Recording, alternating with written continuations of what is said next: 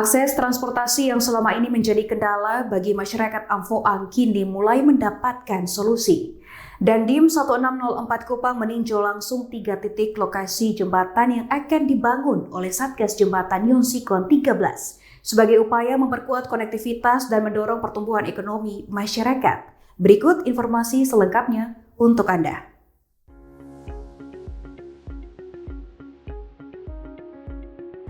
Komandan Kodim 1604 Kupang Letnan Kolonel Artileri Medan Didit Prasetyo Purwanto bersama jajarannya melaksanakan pengecekan langsung di 3 titik lokasi jembatan yang akan dan sementara dibangun di wilayah Amfoang.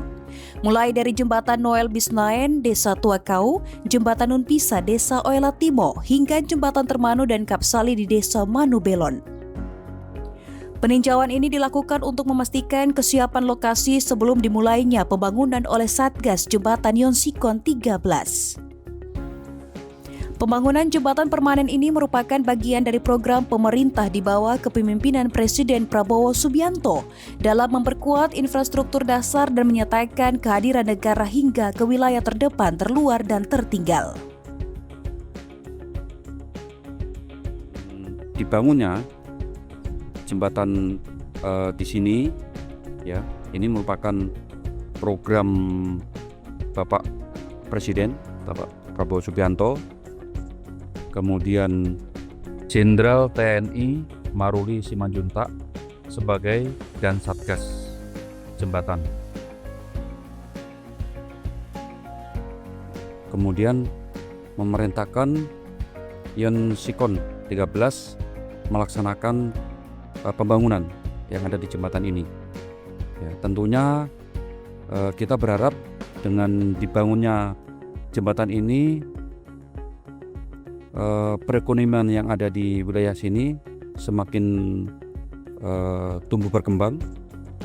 Kemudian akses menuju desa ke kota juga lebih mudah.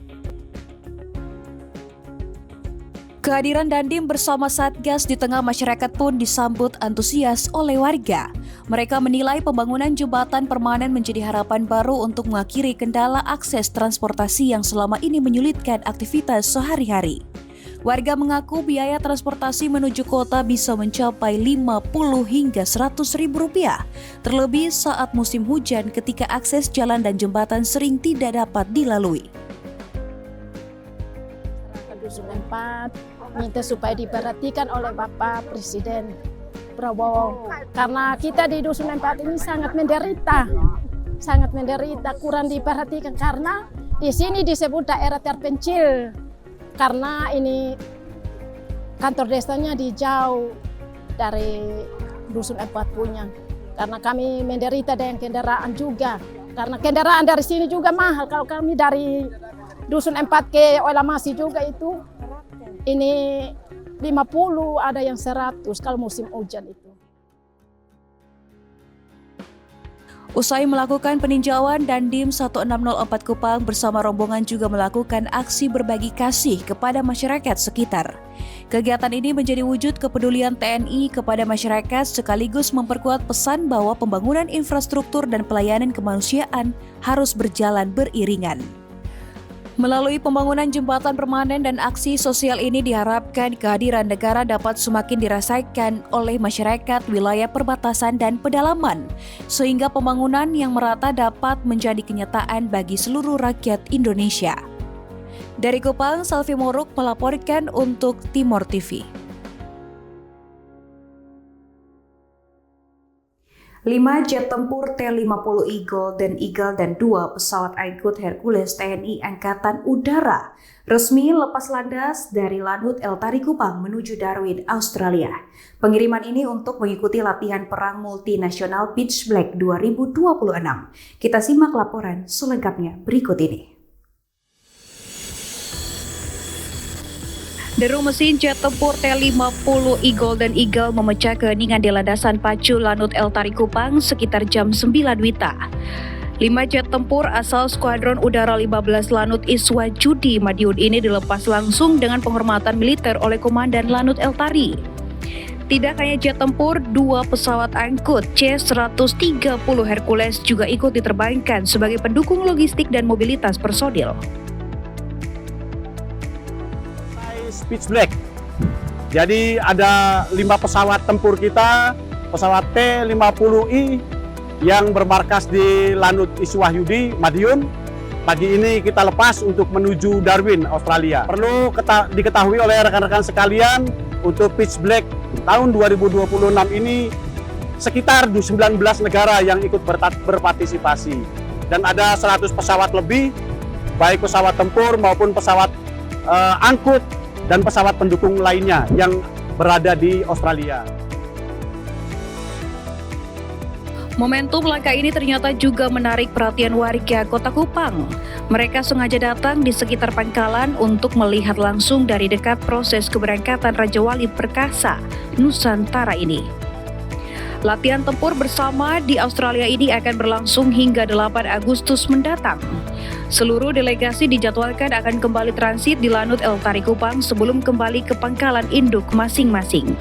Dari Kupang, Asrof melaporkan untuk Timor TV.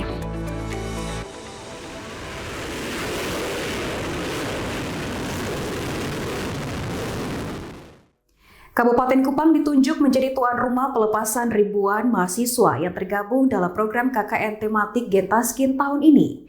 Menerima serbuan pasukan akademisi dari puluhan perguruan tinggi, pemerintah daerah setempat berpesan agar anak-anak muda ini mau melebur dan tidak sungkan belajar dari kearifan lokal warga desa.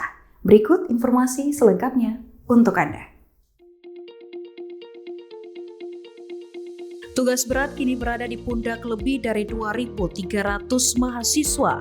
Mereka berasal dari 41 perguruan tinggi negeri maupun swasta dengan Universitas Nusa Cendana sebagai penyumbang jumlah peserta terbanyak.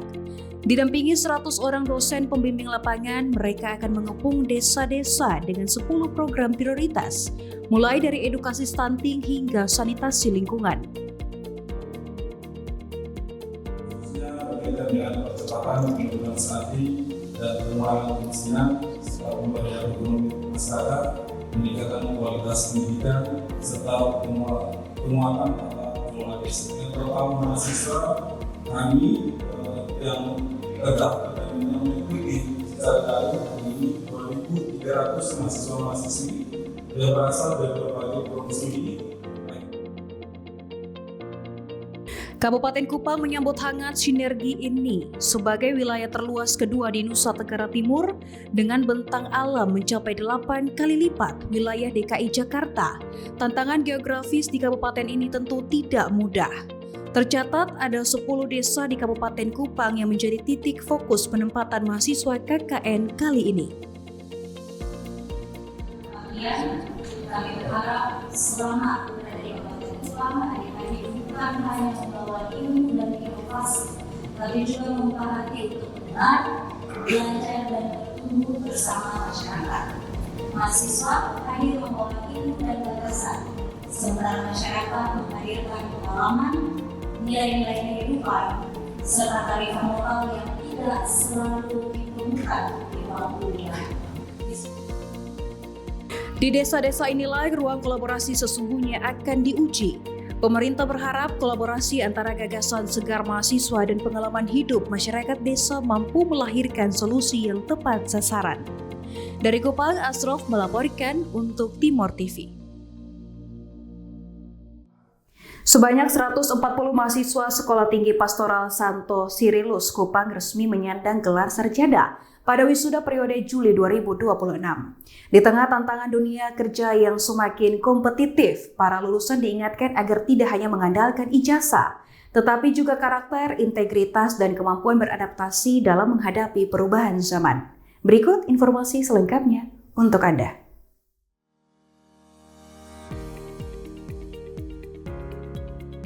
Suasana haru dan penuh sukacita mewarnai sidang terbuka Senat Wisuda Sekolah Tinggi Pastoral Santo Sirilus Kupang yang digelar di Hotel Harper Kupang.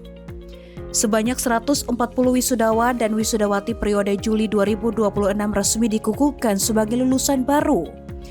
Program Studi Pendidikan Agama Katolik menjadi salah satu program studi dengan jumlah lulusan terbanyak pada periode kali ini. Wisuda menjadi tonggak awal bagi para lulusan untuk mengabdi dan berkarya di tengah masyarakat. Turut hadir dalam acara tersebut Wali Kota Kupang Dr. Christian Widodo. Dalam sambutannya, ia mengajak para lulusan agar siap menghadapi dunia kerja dengan memegang teguh karakter, integritas, dan nilai-nilai kehidupan. Setelah ini nanti saya titip 4 hal saja dari kalian untuk mengarungi kehidupan. Yang pertama, adaptasi. Kalian harus bisa adaptif terhadap kehidupan ini, lalu harus bisa fokus, lalu harus bisa disiplin, dan harus bisa konsisten. Saya cerita adaptasi, adaptif. Dunia sekarang berkembang begitu cepat, AI di mana-mana, dunia teknologi menjadi cepat. Kita tidak bisa minta dunia mundur dulu atau stop dulu, tunggu kita belum siap, tidak bisa. Kita tidak bisa merubah arah angin, tapi kita bisa merubah arah layar kita.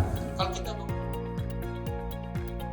Selain memiliki kompetensi akademik, lulusan juga diharapkan mampu menghadirkan inovasi dalam dunia pendidikan, pelayanan pastoral, serta memberi kontribusi nyata bagi pembangunan masyarakat khususnya di Nusa Tenggara Timur.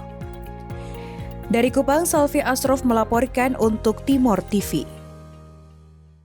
Pemirsa, sesaat lagi kami akan mengajak Anda untuk menyaksikan gemuruh mesin pesawat tempur di Pangkalan Udara El Tari Kupang dengan gelaran Open Base. Tetaplah bersama kami.